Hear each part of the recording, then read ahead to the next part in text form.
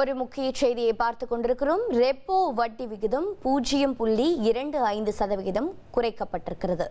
Reserve வங்கியின் repo வட்டி விகிதம் 0.25% குறைக்கப்பட்டிருக்கிறது. இதனால் தனிநபர் கடன் வட்டி விகிதம் குறைய வாய்ப்பு என்ற தகவலும் கிடைத்திருக்கிறது. இது பற்றிய மேலும் தகவலை செய்தியாளர் ரமேஷ்குமார் வழங்கிட கேட்கலாம். ரமேஷ்குமார், வணக்கம். தற்போது ரெப்போ வட்டி விகிதம் குறைத்திருப்பது தொடர்பாக எந்தெந்த துறைகளில் விலை குறையும், பொதுமக்களுக்கான பயன்கள் என்ன, ரிசர்வ் வங்கி என்ன தெரிவித்திருக்கிறது? 2025ஆம் ஆண்டு நிறைவடைய போகின்ற சூழலில் வங்கி வாடிக்கையாளர்களுக்கு முடிய போகிற ஆண்டு ஒரு நல்ல ஆண்டாக அமையும் என்று எதிர்பார்க்கப்படுகிறது. ஏனென்றால் ரிசர்வ் வங்கி வங்கிகளுக்கு வழங்கும் கடன்களுக்கான வட்டி விகிதமான ரெப்போ ரேட் வட்டி விகிதம் 0.25% குறைக்கப்பட்டிருக்கிறது. அதாவது 25 காசுகள் குறைக்கப்பட்டிருக்கிறது. எனவே இந்த ரெப்போ ரேட் வட்டி விகிதம் தற்போது குறைக்கப்பட்டுள்ளதால் இனி வட்டி விகிதம் தற்போதைய 6.50%இலிருந்து 5.50%இலிருந்து 5.25% ரெப்போ ரேட் வட்டி விகிதம் இனி குறைய இருக்கிறது.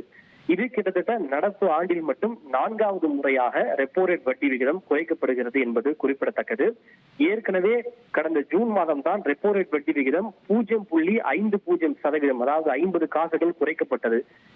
6%இலிருந்து 5.5% குறைந்தது. இது தவிர இந்த ஆண்டு பிப்ரவரி மாதம் 0.25%, அதனைத் தொடர்ந்து ஏப்ரல் மாதம் மேலும் 0.25% குறைக்கப்பட்டு இறுதியாக ஜூன் மாதம் 50 புள்ளிகள் குறைக்கப்பட்டது. தற்போது அது மேலும் குறைக்கப்பட்டிருக்கிறது. இதன் மூலம் வங்கிகளில் தனிநபர் கடன், வாகன கடன் மற்றும் வீட்டு கடன் உள்ளிட்ட கடன்களை பெற இருக்கின்ற மக்களுக்கு வட்டி விகிதம் மேலும் குறைவதற்கான ஒரு வாய்ப்பு என்பது ஏற்பட்டிருக்கிறது.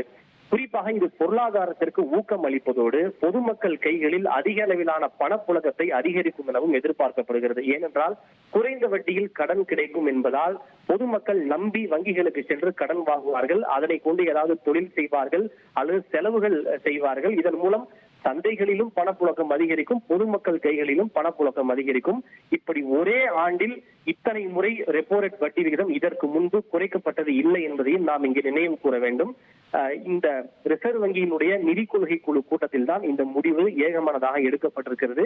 இந்த முடிவை ரிசர்வ் வங்கியினுடைய ஆளுநர் சஞ்சய் மல்ஹோத்ரா அவர்கள் அறிவித்திருக்கிறார். மேலும் இந்த சில்லறை விலைவாசி உயர்வு என்பது நிர்ணயிக்கப்பட்ட இலக்கை விட மிக குறைவாக இருப்பதாகவும், பொருளாதார வளர்ச்சியும் அக்டோபர் மாதத்திலிருந்து மிக அதிகமாக இருப்பதாகவும் அவர் குறிப்பிட்டிருக்கிறார்.